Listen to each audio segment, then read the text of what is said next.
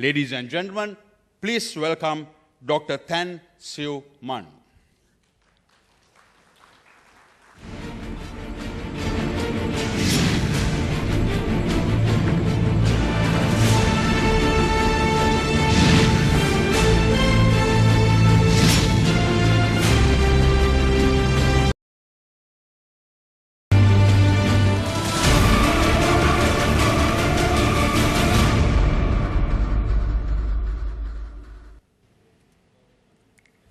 Good morning, General Ratnayake, Commander of the Army, senior officials of the Sri Lankan Armed Forces, Your Excellencies, ladies and gentlemen.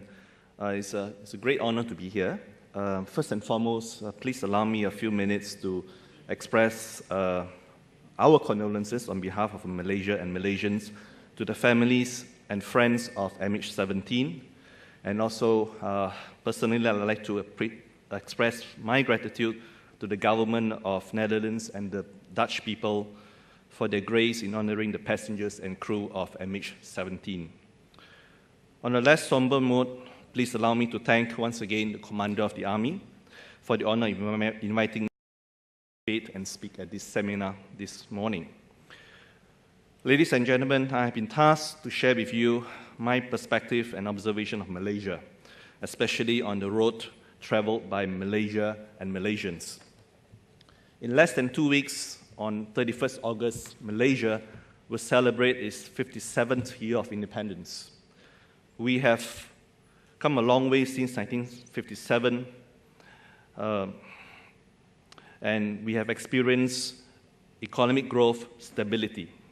However, it will be somewhat misleading for us to claim total success.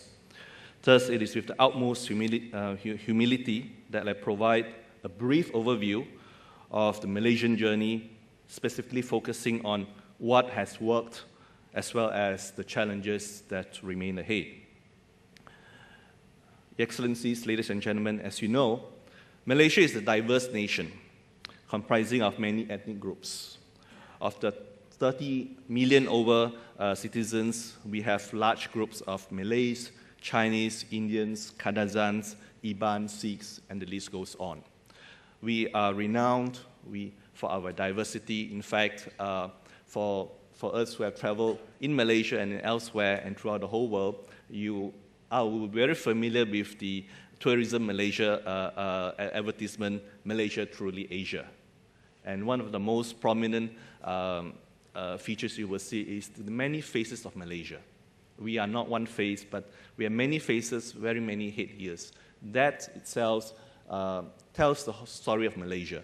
Malaysia comprises of many pillars of different ethnicities that bring different culture, different histories, different traditions, and more importantly, different strengths to found and to build Malaysia as what it is today.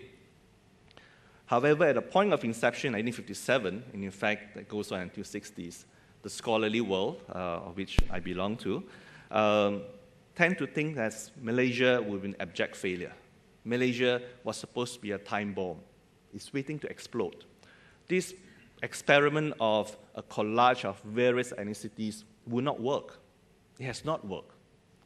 I'm happy to share with you that, and as you can see, this experiment has indeed worked. It's a time bomb that has not exploded. In fact, we can challenge whether it is a time bomb as stated, as expressed in 1950s, in 1950s, 1960s. What accounts for our success, for the stability that we have experienced for the last 57 years? There are many factors. In this period of time, I would perhaps outline a few. In my opinion, one of the most important is that from the get-go, from the beginning, our founding fathers had pledged and worked hard to build an inclusive political structure. It is a political structure that is founded on power sharing. No one ethnic group, however powerful, however large, will dominate. No one ethnic group will be the hegemon. It is a collective decision. It is a collective leadership. In fact, when the father of Malaysia, Tunku Abdul Rahman, set off on his journey to London to negotiate for independence, one of the conditions and one of the questions asked by the British government was at that time, are you representing the Malays, or are you representing the people of Malaya? And in that sense, it's asking, do you have the cooperation of other ethnic groups, the Indians, the Chinese, and effectively the community of Malaya? I think that set the tone for modern Malaya and modern Malaysia in the sense that it is a collaborative effort for independence, and also if Malaysia were to have a future, it will require the cooperation of all parties involved. And it is in this spirit that one of the first political elections, there was a coalition formed, the Alliance Coalition. And subsequently, it has evolved and expanded to the National Front, or in Malay, the Barisan Nasional. And the Barisan Nasional, the National Front, had governed Malaysia since 1957, and this is a symptomatic or expresses very well the formula that has worked very well. However, if we observe closely the Malaysian political structure, all political parties of importance are organized along ethnic lines. So the Malays have their own Malay political party, the Chinese, the Indians, the Kadazans, the various ethnic groups. Politics in Malaysia is organized along ethnic lines. However, we do not see the divisiveness, hopefully not yet, and touch wood, that has beleagued other experiments and other countries. Why is this so? We do have competitive politics, and there are disagreements among the ethnic groups, the various political parties. But all these political parties bringing their own interests are organized under one umbrella, the larger umbrella that is the National Front. And this is important because in having this umbrella, the politicking, the bargaining, the dissent, the questioning, the nitty-gritty of politics takes place within this umbrella and out of the glare of the media and the public. In other words, the divisiveness that is politics does not spill over to the people. It is within the elites, within the leaders, and this umbrella provides the framework for negotiation, for compromise, for decision, and more importantly, for decision. This is a very important element for Malaysia because it provides the political stability. And this is an important contribution for us to avoid a very divisive ethnic politics. And this is also a formula that is also followed by the opposition. As you know, Malaysia is gradually evolved or has evolved into perhaps a two-party political system where we have a vibrant opposition parties and also group. And one truism of Malaysian politics is that if one single party were to contest in a national election, the chances of this single party forming the government is relatively low. Like it or not, you would have to have cooperation from the various ethnic groups. Therefore, the opposition has also mirror image the National Front in forming their own coalition comprising of other various groups, other interests. So whether you're in government or out of government, whether which side of the divide that you sit or you belong to, the key is that cooperation and inter-ethnic cooperation, inter-ethnic collaboration is key to any parties with political aspirations in Malaysia. Ladies and gentlemen, Malaysia is an experiment that has not been rosy for us in the last 57 years. There has been one black spot in our history, and thankfully there has only been one, and I speak of the racial riots of 13 May 1969, where communal fighting broke out. In fact, I was born in 1969, and when I was born, it was still a state of emergency. So my mom was saying, how is she going to deliver me when we can't go to the hospital because we are not supposed to be in the street somehow? But she was a very creative person, somehow managed to get me to the hospital, and here I am standing before you. That is a mark that we remember. And I think one lesson of history of May 13, 1969 is never again. We should not take our stability, our cooperation for granted. This is something that we need to work on constantly, right? It is better to have the guns, political guns I speak of, within the national front, within the government, rather than be on the streets. Because ethnic politics, when added with the dimension of religiosity, yeah, these two are very potent mix. And once it gets out of hand, it's very difficult to put the genie back in the bottle. It's very difficult to actually. This leads me to the next point.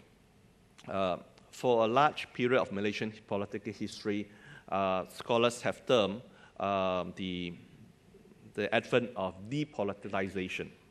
This is where the dreaded Internal Security Act, control of the media, and a few other safeguards to limit the political space.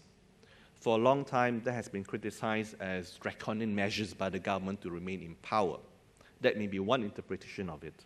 However, on the flip side of it, it is these measures that are able to contain and keep the lid on what could be very divisive ethnic politicking, right? When politicking does not take place out in the open, does not mean that ethnic groups are not negotiating, are not talking. It is just that it is within the frame of the national front. And also, for us developing countries, we could not and should not adopt lock, stock, and barrel the developmental stages and also the political process and culture of the more advanced developed countries. Maybe in the 50s, 60s, 70s, maybe we not be ready for such open politics. But Malaysia in 2014 is more liberal. We have more widening of the political space. So in a sense, the depoliticization at that point in time, it was heavily criticized. That may be one part of the agreement, but perhaps a corollary to that is that it had provided some element of stability. Whether we like it or not, that has been part of our Malaysian political history. The next imperative of the Malaysian political system and also political history is a project that is nation building. I begin my speech today by laying out that we are a population of 30 million and comprises of many ethnicities, different cultures, different religion. Right? The challenge has always been to found a nation that is Malaysia. Not a Malaysia that is for the Chinese, for the Indians, for the Malays, but a nation of Malaysians. What is a Malaysian? Who is a Malaysian? How do we portray ourselves? What is our culture? Therefore, the key word is unity. From the beginning, we have a Department of Unity, and that's always been helmed by trusted officials, senior officials within government. And unity is still a challenge that we are still confronted with. It is an ongoing process. Yeah?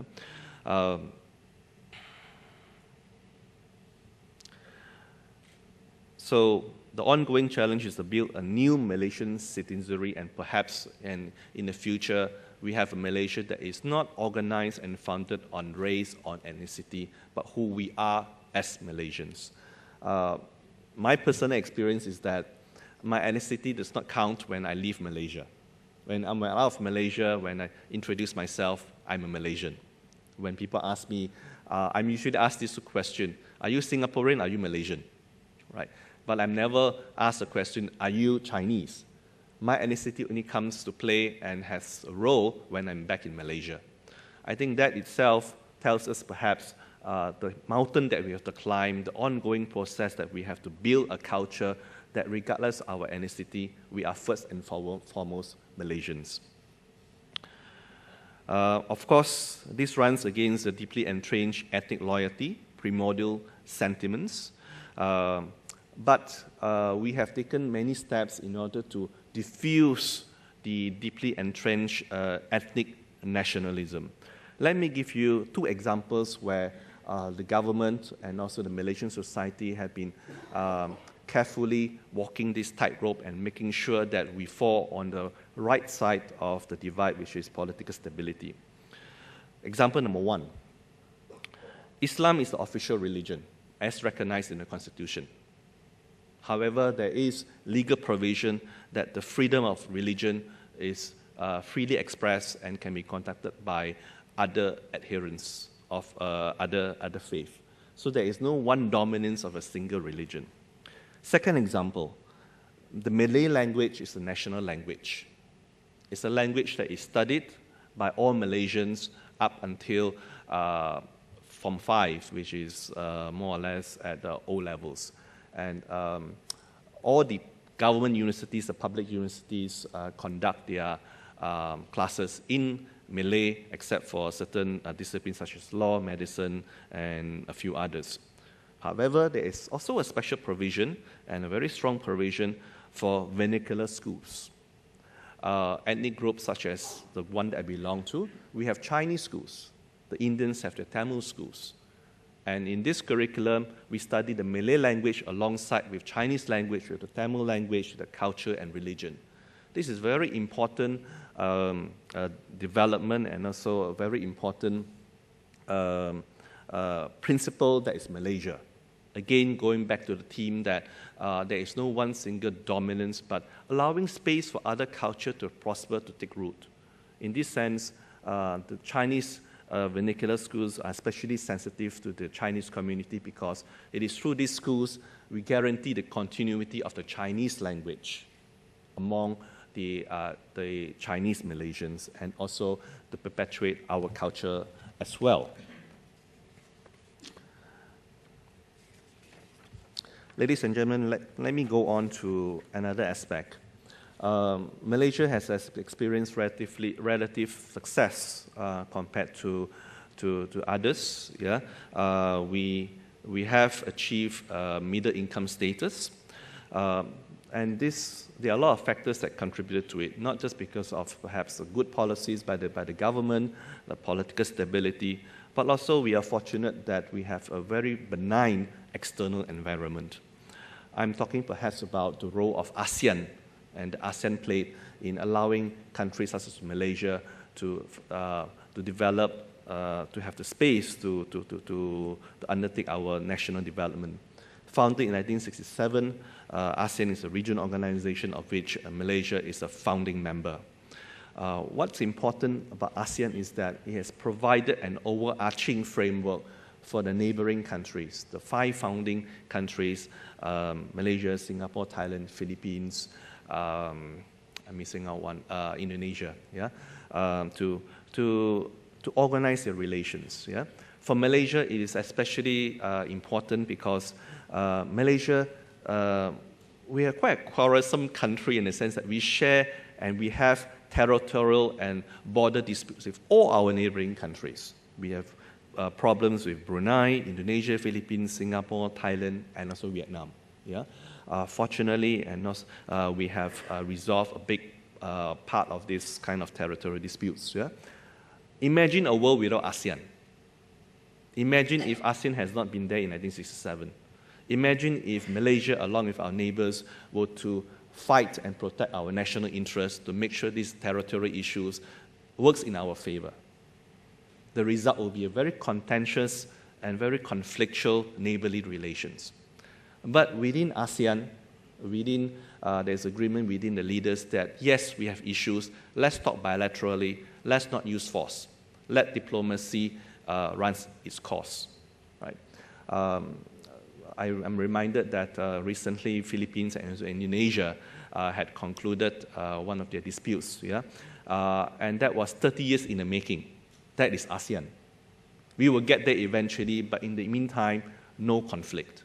So ASEAN had provided us that breathing space, and also the much maligned norm of non-interference.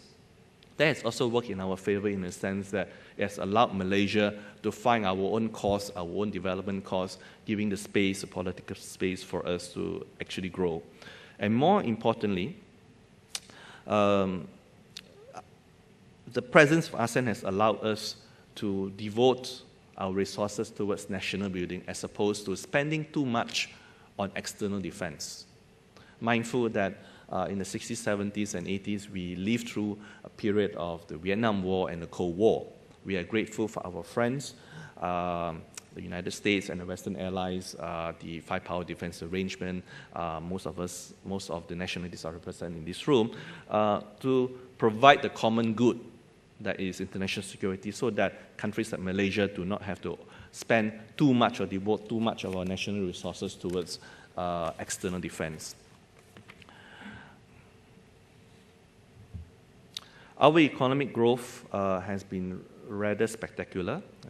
From a small developing country, we are middle income. We are one of the top 20 trading nations in the world. But from the 50s, 60s, and 70s, and 80s until now, we see a dramatic transformation. And one of the important points of departure was the collapse of the mining and the rubber industry in the 1980s, late 70s, 80s. That necessitated for us to transform Malaysia from a predominantly resource and commodity-based economy to manufacturing. And in this regard, we are again fortunate to have friends in the region who had invested heavily in Malaysia. And during the Mahathir administration, the government had implemented a Low East policy where we learned the best practices from countries like Japan and South Korea in terms of their manufacturing capacities and how to organize the light and medium industries. Investments from these countries, along together with Chinese Taipei, US, Europe, and around the region, is very important towards building Malaysia what it is today. And in the last 20 years, I think we are also very grateful for the phenomenal growth and the re-emergence of China, which is the largest, and also from the rest of ASEAN.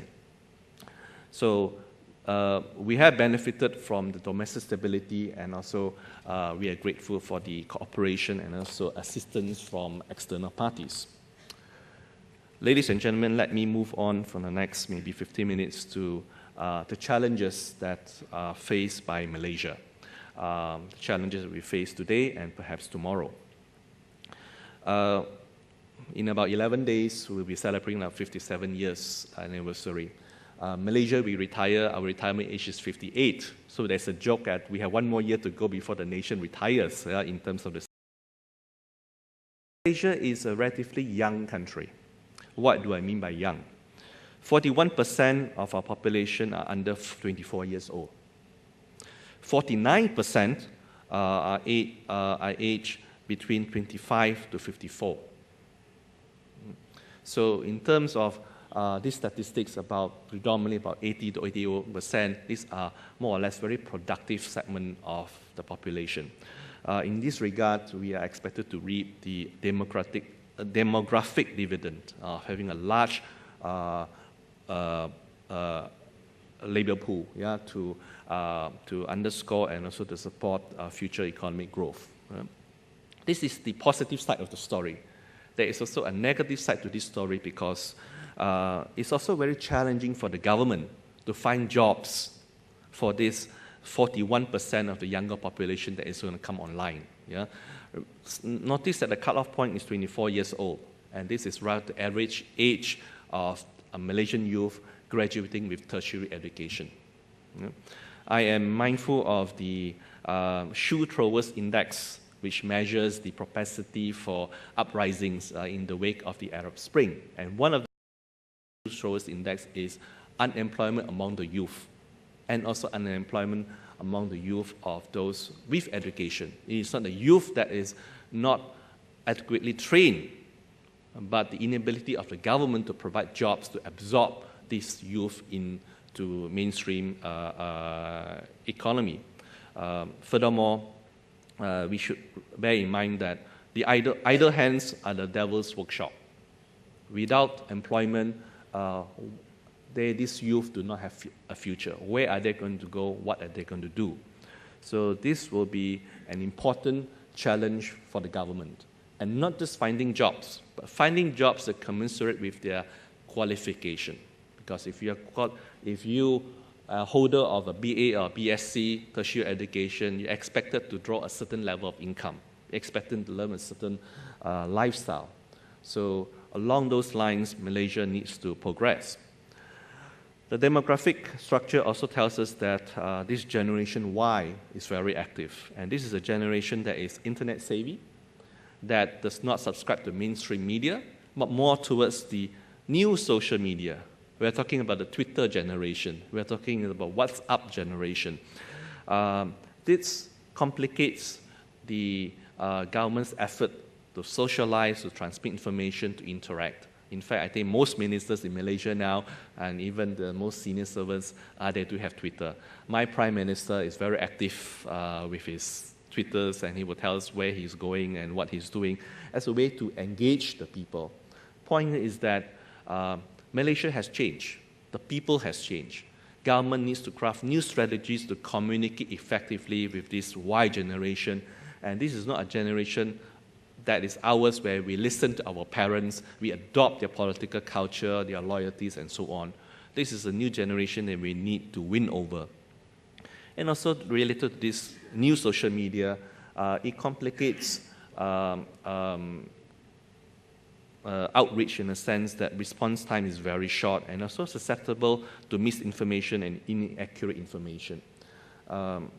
In Myanmar, we have experienced a very disturbing episode where some irresponsible elements spread some rumors and in the social media that there was a rape perpetrated by a certain ethnic group of a certain religion over another victim of a certain religion.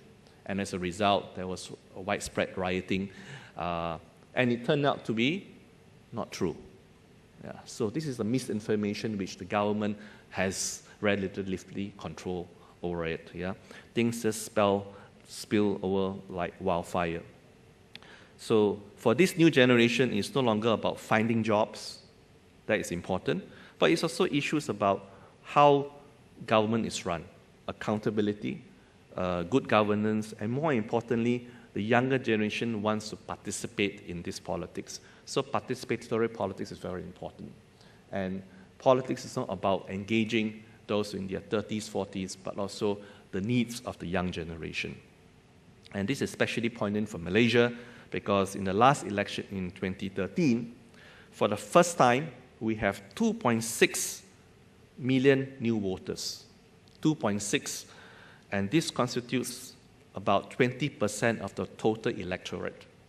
So 20% of the electorate going to the polls for the first time with different interests, with different priorities. So indeed, the Malaysian polity is poised to enter a new era with different challenges. Let me move on briefly to globalization. I'm not an economist expert, but perhaps we'll put this on the table. ASEAN would usher in the ASEAN Economic Community end of 2015. Indeed, that has been progressing quite well. There are other multilateral international efforts to integrate economies, the Trans-Pacific Partnership Agreement, the Regional Comprehensive Economic Partnership, and also negotiations between ASEAN and also EU and others.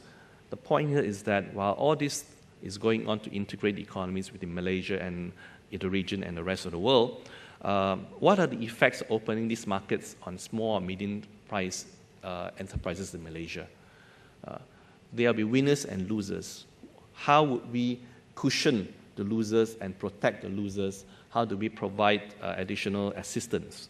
And also, relating about control of the economy, as we open, would those with more capital overwhelm and take over the control of the economy? Right. It has not happened so much in Malaysia, but perhaps there's a pattern in Indonesia where it has undertaken introduced new rules to limit the shareholdership of plantation companies and also banks. That is something that perhaps we should also consider to protect the local economy. We have heard about the middle income trap. Malaysia is part of this middle income group. We have a per capita of roughly $10,000. The challenge for us is to escape from this middle income trap and move on to a high income country. And this is a challenge of not just manufacturing, but value add. this very research and development, services, banking industries comes in, because Malaysia has gradually been losing our competitiveness in terms of manufacturing to lower cost countries such as Vietnam, even Bangladesh. So if we stay still, eventually we will lose our competitiveness. We have to move ahead with times. Next point. Malaysia is blessed that we have large reserves of oil and gas within our borders, and also our national company Petronas is very active in areas out of Malaysia. We are in Iran, Sudan, and a few other countries as well.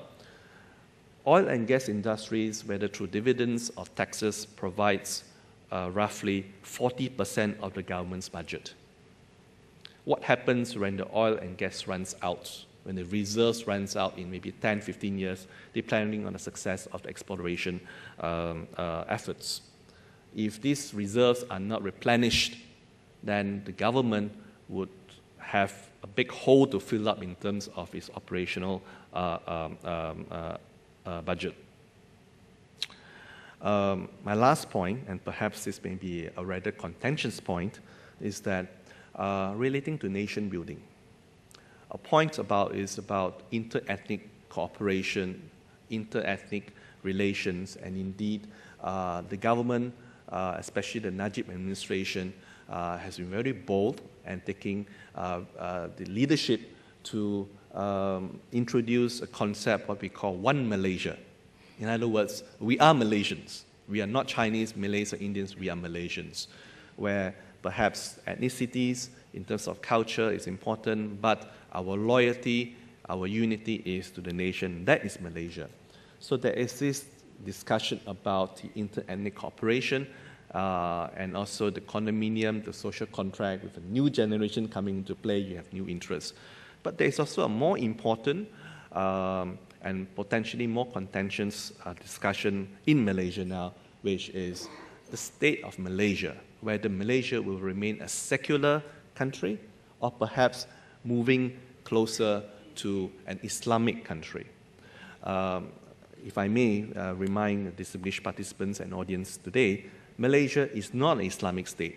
Malaysia is a Muslim majority country, where about 60 to 65% of the Malaysian citizens belong to the Islam faith. But this does not mean that we're Islamic state. But there is a political party and there is some ground support for us to increasingly introduce more Islam-based legislature and also in economy, in politics as well. And this would necessitate us asking the question again, what is Malaysia?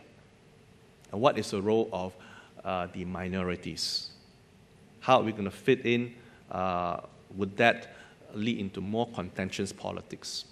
So these are the questions that, however contentious, these are the right questions to ask. Because at 57 years old, and also ironically a young nation, with very different interests, we need to chart a different future. We cannot stay on in the politics of 1957. We may, after a series of discussions, decide that the 1957 model is what works best. But my personal opinion is that this is a discussion that we need to have. And the Prime Minister and his administration is taking this head on. Yeah? And there is, in the works, certain leaders, and this is across the political spectrums, we are drafting the Harmony Bill, yeah, looking at how inter-ethnic cooperation and also the rights of the minority. So the notion of this nation building, it is still ongoing process. Yeah? So in that sense, we share a lot of similarities with our hosts here today, and indeed with a number of the countries in Asia. General, ladies and gentlemen, let me end on perhaps two notes that is not so related to my topic. That is, 2015 is going to be a very important year for us. 2015, ASEAN is, towards the end of December, is going to usher in the ASEAN community. But it's also a year that Malaysia will be chairing the Association of Southeast Asian Countries. And this is a time that we would be happy to listen to comments, feedback, and suggestions, and more important, to have cooperation, not just with among our ASEAN colleagues, but of our dialogue partners, our friends from near and far. And all the flags behind me here today, represented in this forum, are close friends of ASEAN and of Malaysia. And related to that, I hope I will not jinx it, but it's a very strong likelihood that Malaysia will have the honor of serving in the United Nations Security Council once again. And thanks to your support, Malaysia would have the distinction of being concurrently the chairman of ASEAN and also serving in the United Nations Security Council. And I think this is where, for us in Asia, it's an important platform for us to channel the Asian voice, especially international security in global affairs. So on that note, let me end on a more positive note to say that Malaysia is an inclusive society. There are challenges. We are not the model for success in that sense.